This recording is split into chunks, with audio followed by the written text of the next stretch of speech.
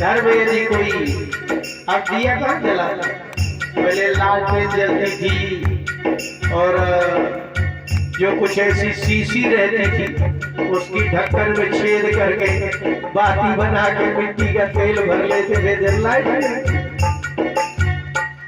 देखा है हमने, ये दिन देखे, इसलिए हम कह रहे हैं आयु की जल गई सारी बाती, आयु की जल गई सारी बाती,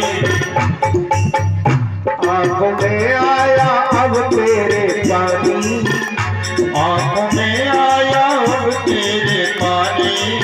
आंखों में कब आता है? जब आदमी दुखी होता है, जब दूसरा कोई रोता था तब तो मैंने दया आती थी, अब तुम खुद ही रो रहे हो। आंखों में आया अब तेरे पानी,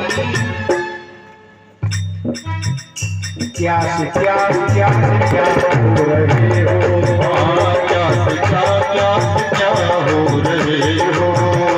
जिंदगी में किया कुछ न तुमने, अब बुढ़ापे में क्यों रो रहे हो, अब बुढ़ापे में क्यों रो रहे हो। चेत करके भी अब क्या करोगे, अब समय न बचा बस मरोगे, अब समय ना बचा बस मरोगे।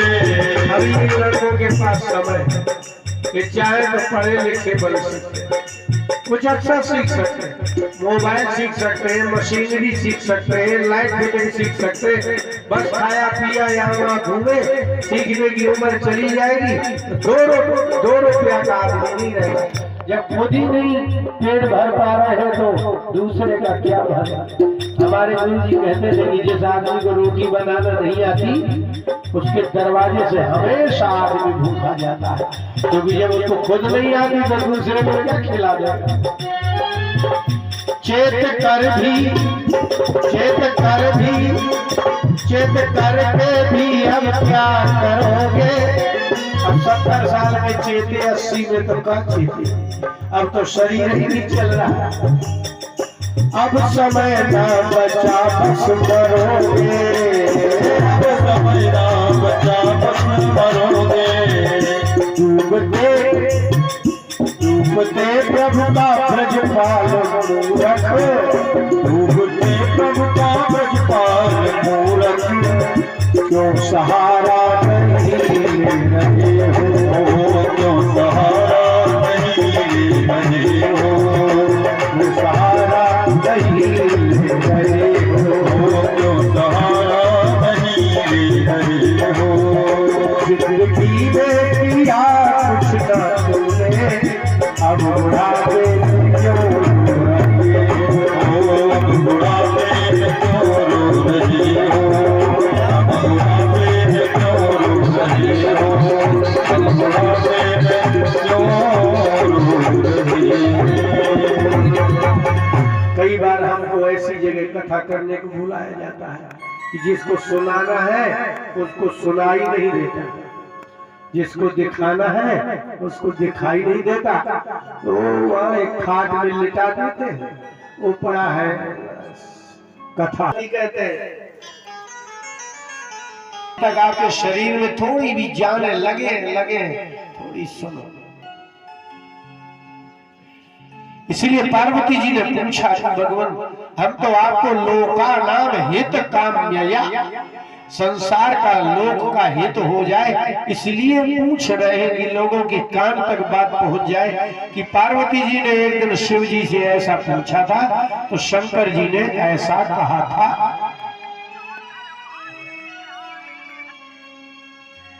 तो शंकर जी ने कहा कि हाँ पार्वती, सर्वेषामेव जंतूनां हेतु, मछलियां हैं वो जल जंतु, और जितने भी मच्छर हैं, जितने भी पशु हैं, पक्षी हैं, मनुष्य की तो बात ही छोड़ दी।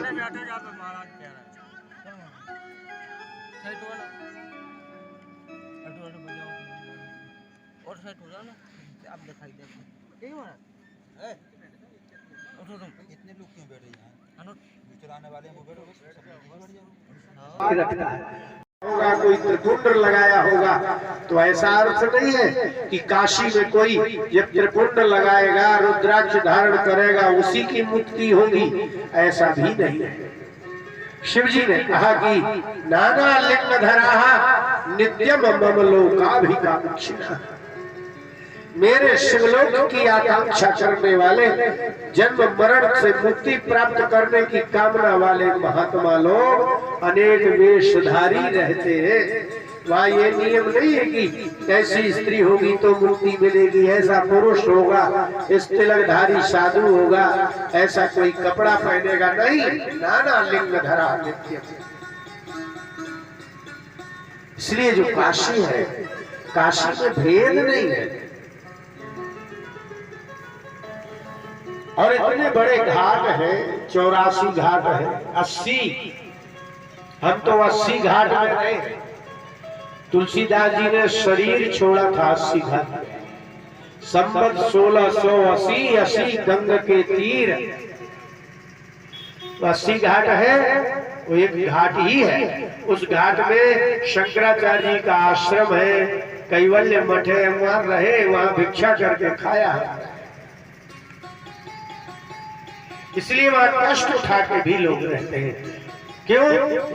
बोले मम काभिकांक्षिणः, क्योंकि लोगों को शरीर से प्रेम नहीं है, सुख सुविधा से प्रेम नहीं है। उनको तो ये है कि हमें काशी वास मिलता रहे, 2 रोटी मिलती रहे, थोड़ा सा सोने को मिलता रहे। काशी में बहुत ठंड पड़ती है, क्योंकि वो यह गंगा जी के तट में है। अभ्यस्यन्ति महायोगम जितात्मानो जितेन्द्रियाः। आप जैसे देख रहे हैं ना, अभी काशी में जाएंगे तो रास्ते में पंडा मिलेंगे, दुकानदार मिलेंगे, ये होगा। ये काशी यही भर नहीं है। इनकी मुक्ति तो भगवान शिव करेंगे ही, लेकिन जितात्मानः जितेन्द्रियाः, जितात्मा जिन्होंने अपने मन को जीत लिया है, उस पुरुष को जितात्मा कहते हैं।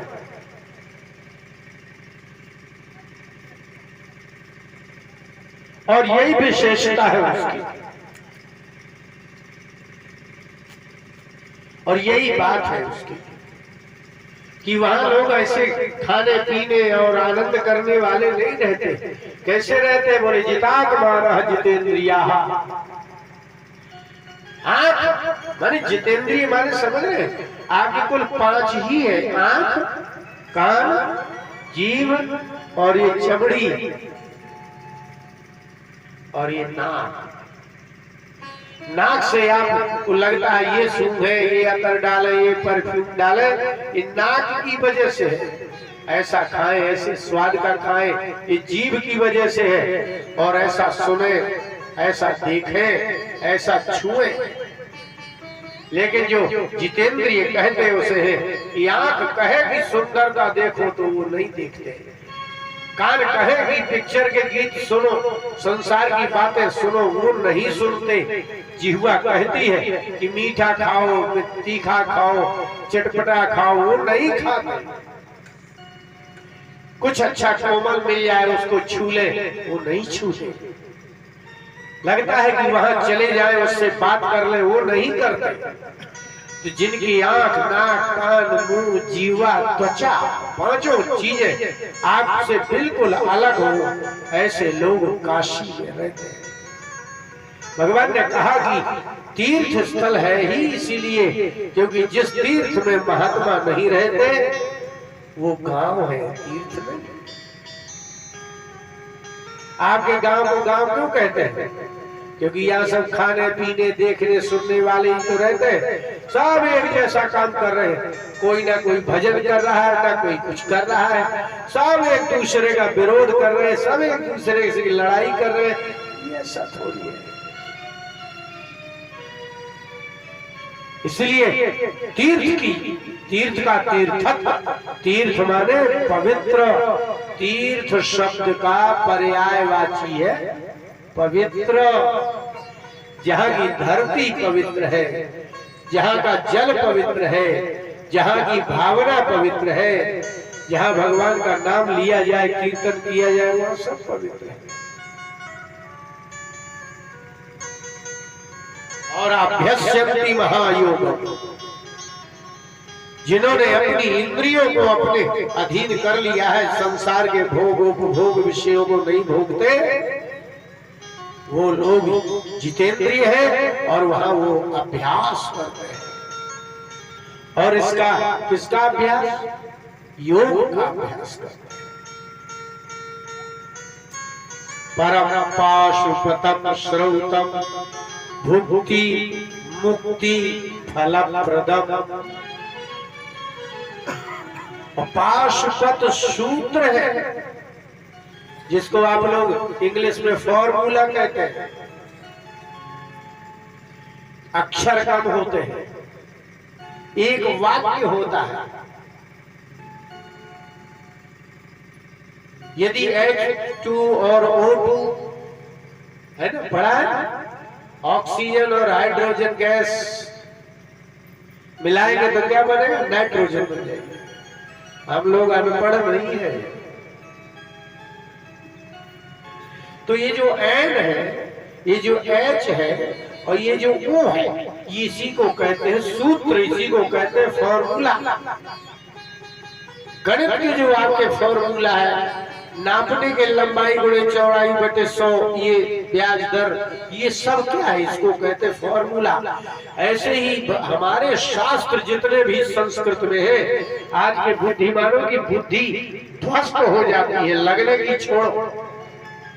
हमारे यहाँ व्याकरण है तो सूत्रों में, योग है तो सूत्रों में, वेदांत है तो सूत्रों में। अब तो कोई आइंस्टीन ने एक सूत्र दिया तो चिल्ला रहे। हमारे यहाँ पाणिनि जी ने 4000 सूत्र दिए हैं। पातंजल योग सूत्र है, कितने बताएं? गौतम का न्याय सूत्र है और वेद व्यास का ब्रह्म सूत्र है। ये लोगों को एक एक फार्मूला में दुनिया चल रही है। हमारे यहाँ 1 लाख फार्मूला है।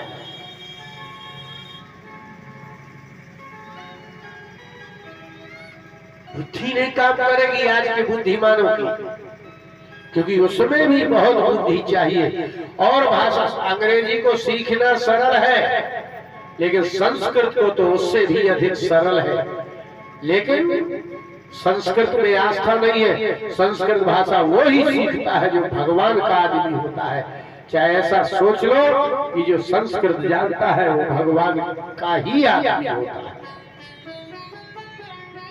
क्योंकि जो संस्कृत जानेगा वो गीता जानेगा, जो संस्कृत जानेगा वो भागवत जानेगा, जो संस्कृत जानेगा वो 18 पुराण जानेगा।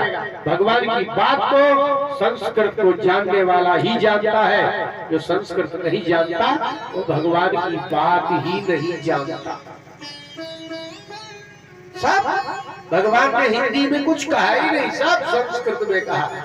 न उर्दू में कहा, न जापानीज भाषा में कहा, न चाइनीज में कहा। विश्व की सारी भाषाएं संस्कृत के आगे ऐसे समझ लो कुछ भी नहीं है। संस्कृत भाषा गाय है, बाकी भाषाएं तो पशु पक्षियों जैसी है। इसलिए भगवान ने कहा कि परम पाशुपतम श्रौतम। श्रुति वेदों में कहे गए जो पाशुपत, पशुपति भगवान का नाम है। भगवान शंकर ने शिव पुराण में कहा कि मुझे इसलिए पशुपति कहते हैं कि संसार के सारे जीव पशु हैं और मैं उनका पति हूं। मनुष्य भी पशु ही है। पश माने होता है बंधन। पश माने संस्कृत में पश माने होता है बंधन, जो बंध जाता है, बंधता है, उसी का नाम तो पशु है। आपके यहाँ जितने खूंटे में बंधे उनको क्या कहते हैं? सब तो बंधे। इसलिए जो बंधा होगा वो पशु है और उनका रक्षक मैं हूं। तो भगवान ने पशुपति नाथ में उन्होंने सूत्र लिखे और श्रौतम वेद के सूत्र है। और ऐसे नहीं है भुक्ति मुक्ति फलप्रदम, जो आपके मकान दुकान पैसा रुपया इसको कहते हैं भोग, इसी को कहते हैं भुक्ति, और इनसे आप दूर हो जाओ तो उसको कहते हैं मुक्ति।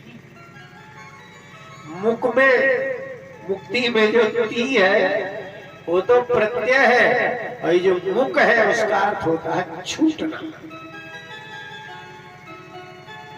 और बड़ी बहुत विलक्षण बात है, कोई शराब पीता हो तो बंधा रहेगा, लेकिन जिस दिन शराब छोड़ देगा समझ लो उसकी शराब से मुक्ति होगी। कोई अन्न खा रहा है, अन्न से मुक्ति हो गई। कोई पैसे धन के लिए बेईमानी कर रहा है, अगर बेईमानी छोड़ दे तो धन से मुक्ति हो जाएगी। इसलिए यदि संसार भोग आ जाए तो भुक्ति, अगर आपको अच्छा भोग करना है तो शिव जी कहते हैं पाशुपत सूत्र मैंने जो बोले हैं उनको पढ़ोगे तो संसार का भी सुख मिलेगा और अंत में मुक्ति भी मिलेगी। और बहुत कठिन काम है, मुक्ति की इच्छा नहीं होती लोगों की। कौन मिलेगा इस संसार में जो अपने शरीर को छोड़ना चाहता हो, परिवार छोड़ना चाहता हो? ऐसा है, कौन है? इसलिए कोटिस्वपि महामुने, करोड़ों में कोई एक आध है जिस संसार को छोड़ना चाहता है और छोड़ देता है। सब मिलेगा। और रोचते में सदा वासो वाराणस्याम महेश्वरी, जो सबका ईश्वर है वो महेश्वर कहलाएगा। और पार्वती जी को कहा है महेश्वरी, वाराणसी में मुझे बहुत अच्छा लगा,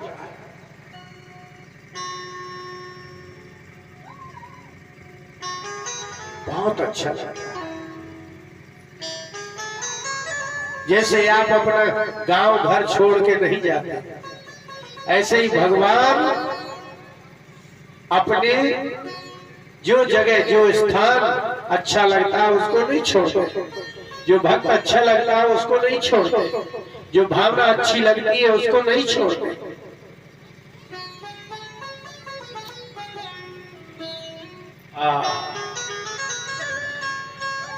पार्वती जी ने कहा कि भगवान कुछ भेद भी है क्या? जैसे मान लो पति वाली हो, मान लीजिए कोई विधवा हो, किसी के बच्चे ना हो,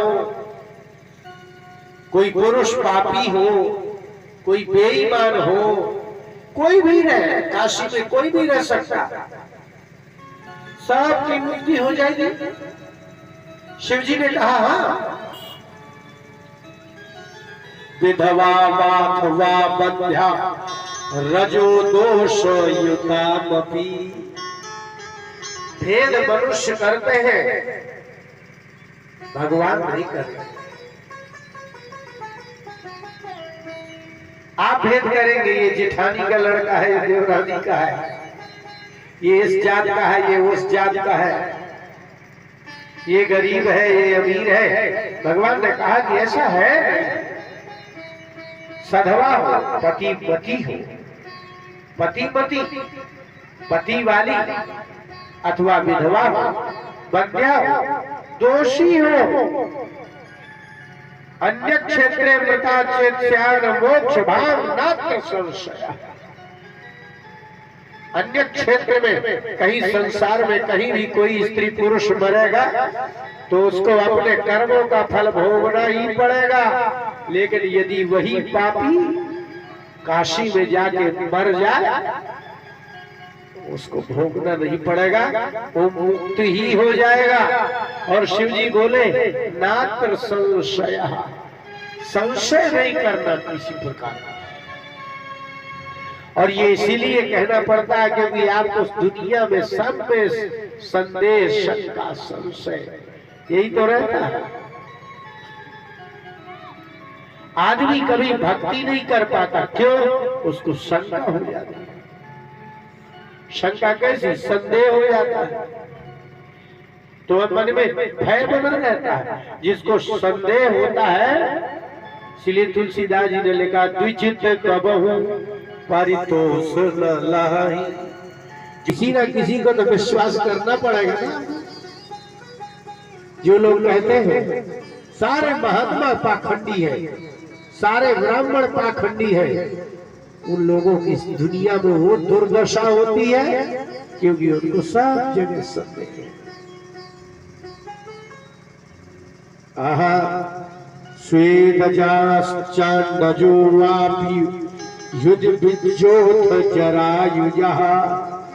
इस संसार में 4 प्रकार से ही बच्चे पैदा होते हैं, 5वां प्रकार है ही नहीं।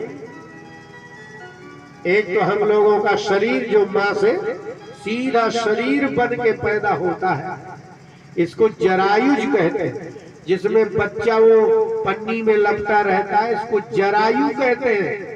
उससे जो पैदा हो, जो सीधे बच्चे पैदा होते हैं 1, और एक अंडे से पैदा होते हैं 2, और एक पानी, ये कीड़े मकोड़े जो नाली में पैदा हो जाते हैं ये 3, और उद्भिद धरती फोड़ के जो पैदा होते हैं ये आपके सब पेड़ पौधे और ये गेहूं चना जो भी है।